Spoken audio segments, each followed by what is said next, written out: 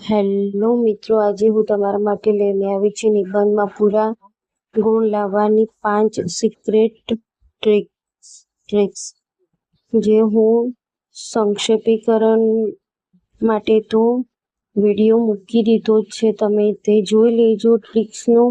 અને આ હવે બનાવ્યું છે નિબંધ માટે. તો નિબંધની શરૂઆત કેવી રીતના કરવી, વચ્ચે શું લખવું, તેનો અંત કેવી રીતે આપવો નિબંધનો,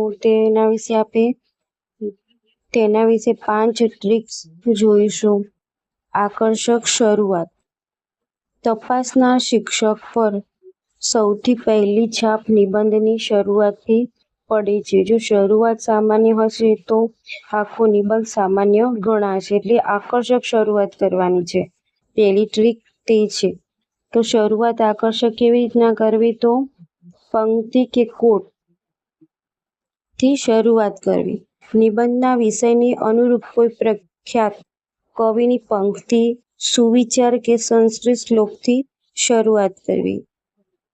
તો નિબંધ જે પ્રકારે પૂછાયો હોય તે પ્રમાણે આપણે પંક્તિ કોઈ લખવી, સુવિચાર કે શ્લોક આવડતો હોય તો તે લખવું. ઉદાહરણ તરીકે હું તમને કહું તો, જો વિષય પર્યાવરણ રક્ષણ બાબતે કોઈ નિબંધ હોય તો શરૂઆત આ રીતે કરી શકાય, એટલે કે વૃક્ષ જતન એ જ જીવન જતન, અથવા તો વૃક્ષ વાવો પર્યાવરણ બચાવો. જો વૃક્ષ વિશે નિબંધ હોય તો વૃક્ષો વાવો પર્યાવરણ બચાવો. એક આ સૂત્ર એકદમ સહેલું છે, આ વાપરી શકાય. એ જ રીતે વૃક્ષ જતન એ જ જીવન જતન, અથવા વૃક્ષ વાવો પર્યાવરણ બચાવો.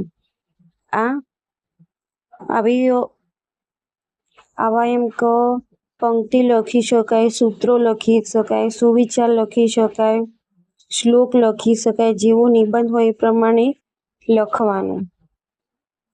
તો આવી રીતે શરૂઆત કરવી. વર્તમાન ઘટના સાથે જોડાણ. વર્તમાન ઘટના સાથે જોડાણ એટલે કે વિષય જો શિક્ષણ કે ટેકનોલોજીનો હોય તો તાજેતરના કોઈ સમાચાર કે સરકારી નીતિ, જેમ કે રાષ્ટ્રીય શિક્ષણ નીતિ 2020 નો ઉલ્લેખ કરીને નિબંધની પહેલી 2-3 લીટી લખવી. પ્રશ્નાર્થ શૈલી. વાચકને વિચારતા કરી મૂકે તેવો પ્રશ્ન પૂછીને પણ શરૂઆત કરી શકાય. એટલે શરૂઆત કેવી રીતના કરવી તે પહેલી ટ્રીક હતી. હવે બીજી ટ્રીક જોઈએ તો સુગ્રંથિત માળખું અને પેરેગ્રાફિંગ, એટલે કે પેરેગ્રાફ્સ પાડીને અંદર શું લખવું, વચ્ચેનો પોઈન્ટ છે તે. અસ્તવ્યસ્ત કે એક જ મોટા પેરેગ્રાફમાં લખેલો નિબંધ કેવો લાગે, તો કંટાળાજનક લાગે છે.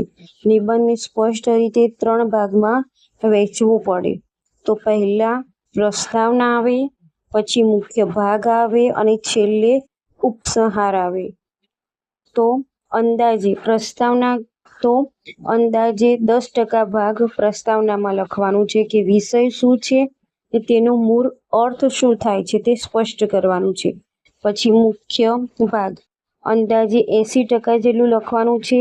આ ભાગમાં ઓછામાં ઓછા 3 થી 4 અલગ અલગ પેરેગ્રાફ પાડીને લખવાનું છે. અલગ અલગ પેરેગ્રાફ પાડવા, દરેક પેરેગ્રાફમાં વિષયનું એક અલગ પાસું બતાવવું. જુઓ, પેરેગ્રાફ નંબર 1. તો પેરેગ્રાફ 3-4 પેરેગ્રાફ પાડવા. એની પહેલા પેરેગ્રાફમાં શું લખવું, તો વિષયની પૃષ્ઠભૂમિ અને સકારાત્મક પાસા, એટલે કે જે વિષય હોય તેના ફાયદા. ધારો કે પર્યાવરણ વિશે હોય તો તેના ફાયદા શું છે તે લખવાનું. બીજો પેરેગ્રાફ તો વિષય સાથે જોડાયેલા પડકારો કે સમસ્યાઓ. તો પર્યાવરણ પર જે ખોટી જે ગેરફાયદા કહેવાય ને, કે પર્યાવરણ નુકસાન થાય છે તે સમસ્યાઓ લખવાની. અને ત્રીજો પેરેગ્રાફ તો તેનો ઉકેલો અને સરકાર કે સામાજિક પ્રયાસો. તો જો દાખલા તરીકે પર્યાવરણ વિશે જ હોય તો સરકારની નીતિઓ છે, આપણે પર્યાવરણને બચાવવા શું શું કરી શકીએ તેના ઉકેલો, તે ત્રીજો પેરેગ્રાફ લખવાનો. તો નિબંધ આ રીતે પેરેગ્રાફ્સ વાઇઝ લખવાનો ને છેલ્લે આવશે ઉપસંહાર. તો અંદાજે 10% પ્રસ્તાવનામાં લખવાનું, 10% ઉપસંહારમાં લખવાનું, વચ્ચે 80% ભાગ આ રીતે 3-4 પેરેગ્રાફ્સ પાડી લખવાનું. ફાયદા, ગેરલાભ, લાભ, ગેરલાભ અને જે સમસ્યાઓ છે તેના વિશે. અને ઉપસંહાર તો અંદાજે 10% લખવાનું, આખા નિબંધનો સાર અને એક આશાવાદી અંત. અને હવે આવે છે ત્રીજો પોઈન્ટ છે જે સમૃદ્ધ ભાષા અને શબ્દ ભંડોળ. તો આપણા નિબંધની અંદર કેવી ભાષા વાપરવી તેના વિશે છે. તો સામાન્ય બોલચાલની ભાષા અને ગુજરાતી ભાષા સજ્જતાની ભાષા વચ્ચે મોટો તફાવત છે. ગુણ વધારવા માટે સામાન્ય શબ્દોના સ્થાને ઉચ્ચ સ્તરીય શિષ્ટ શબ્દોનો ઉપયોગ કરવો. તો આ 3-4 મેં જે શબ્દો લખ્યા છે તમે જોઈ લો કે સામાન્ય શબ્દ આપણે જે વાપરીએ છીએ તે, અને જે ભાષાની દ્રષ્ટિએ જે ભાષા સજ્જતાની દ્રષ્ટિએ જે શબ્દ વપરાય તે. તો જુઓ, પહેલો શબ્દ છે કે ખૂબ મહત્વનું છે. કે આપણા નિબંધની અંદર લખીએ કે ખૂબ મહત્વનું છે, એના બદલે જો એવો શબ્દ વાપરીએ કે અતિશય નિર્ણાયક તો સારું લાગે.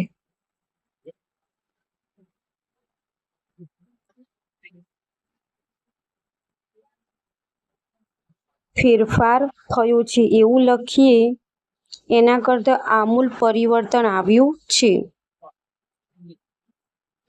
પછી સામાન્ય શબ્દ એવું લખીએ કે મદદ કરે છે, એના બદલે ભાષા સજ્જતાની દ્રષ્ટિએ સહાયક કે ઉત્પ્રેરક નીવડે છે. આવા શબ્દ વાપરવા જોઈએ.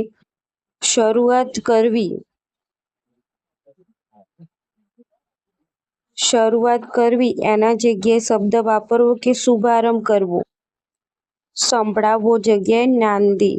આવા શબ્દો તે ભાષા સજ્જતા બતાવે છે. તો શરૂઆત કરવી એના જગ્યાએ જે શુભારંભ કરવું, આવા શબ્દો વાપરવામાં આવે તો નિબંધમાં સારા એવા માર્ક્સ આપણે લાવી શકીએ છીએ. હવે આગળ જોઈએ કે વાક્ય રચનામાં જોડણીની ભૂલો. તો નિબંધમાં શું ધ્યાન રાખવાનું છે કે ભૂલો ના થાય, અને વિરામ ચિહ્નો એટલે કે પૂર્ણ વિરામ છે, અલ્પ વિરામ છે, અવતરણ ચિહ્નો છે નો સાચો ઉપયોગ થાય તે રીતે ખાસ ધ્યાન રાખીને નિબંધ લખવાનું છે. હવે ચોથી ટ્રીક જોઈએ, બહુપરિમાણીય દ્રષ્ટિકોણ.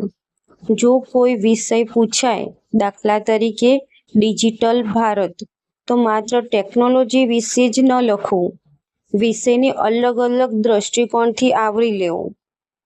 જો ડિજિટલ ભારત વિશે પૂછાય તો તેને કેવી રીતના લખવું તેની પણ ટ્રીક છે કે તેનું આર્થિક પાસું બતાવવું, સામાજિક પાસું બતાવવું, શૈક્ષણિક પાસું બતાવવું અને પર્યાવરણીય અને નૈતિક પાસું બતાવવું. જુઓ, આર્થિક પાસું કે દેશની અર્થવ્યવસ્થા કે રોજગારી પર શું અસર પડી. પછી સામાજિક પાસું એટલે કે સામાન્ય નાગરિકો, મહિલાઓ, ગ્રામીણ ક્ષેત્રને શું ફાયદો થયો. અને શૈક્ષણિક પાસું કે વિદ્યાર્થીઓ કે શિક્ષણ પદ્ધતિમાં શું બદલાવ આવ્યા. ને પર્યાવરણીય નૈતિક પાસું, તો તેનાથી પર્યાવરણ કે માનવ મૂલ્યો પર શું આડઅસર થઈ. તો તપાસનાર જુએ છે કે ઉમેદવાર પાસે વિષયની કેટલી ઊંડી અને ચોતરફી સમજ છે. આનાથી તેવું સાબિત થાય કે ઉમેદવારને સારા એવા ઊંડી આ વિષયની સમજ છે. હવે 5મી ટ્રીક છે કે આશાવાદી અને સકારાત્મક સમાપન. તો આપણે વચ્ચેનો 80% જે લખવાનું છે તે જોઈ લીધું, પણ નિબંધનો સમાપન એટલે કે ઉપસંહાર કેવી રીતના લખવો તે જોઈએ. તો નિબંધનો અંત ક્યારેય નકારાત્મક કે ફરિયાદી સ્વરૂપનો ન હોવો જોઈએ. તમારો ઉપસંહાર એક જાગૃત જાગૃત શિક્ષક કે અધિકારી જેવું હોવું જોઈએ. ઉકેલલક્ષી અભિગમ: સમસ્યાઓ ગણાવ્યા પછી તેના વ્યવહારુ ઉકેલ આપવા. સરકારી યોજના કે સંકલ્પનો ઉલ્લેખ. અંતમાં, દેશ કે સમાજના વિકાસ માટે કેવા પગલાં જરૂરી છે તેનો ઉલ્લેખ કરવો અને સકારાત્મક પંક્તિથી અંત કરવો. નિબંધના છેલ્લા વાક્યમાં વસુધૈવ કુટુંબકમ કે સર્વે ભવંતુ સુખીન જેવી સાર્વત્રિક કલ્યાણની ભાવના અથવા પ્રેરણાદાયી પંક્તિ મૂકવી. તો તેનો આપણે નિબંધનો અંત હોય છે, જે ઉપસંહાર કહીએ, તે એક નકારાત્મક નહીં પરંતુ હકારાત્મક રીતે તેનો અંત કરવાનો છે નિબંધનો. તો આ હતી 5 ટ્રીક જે નિબંધ આપણને સારી રીતે લખી શકાય. તો આવા જ વિડીયો જોવા માટે અમારી ચેનલને લાઈક, શેર અને સબસ્ક્રાઈબ કરો.